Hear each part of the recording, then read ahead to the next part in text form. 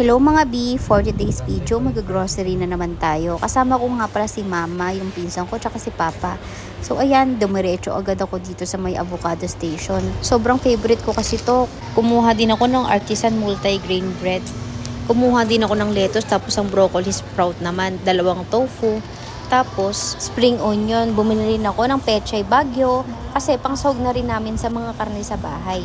Bumili na din pala si Mama ng giniling. Tapos ako naman, kumuha ako ng chicken fillet breast pork para sa pandayat ko. Tapos bumili ako ng 2 tray ng leg pork. Vlogger!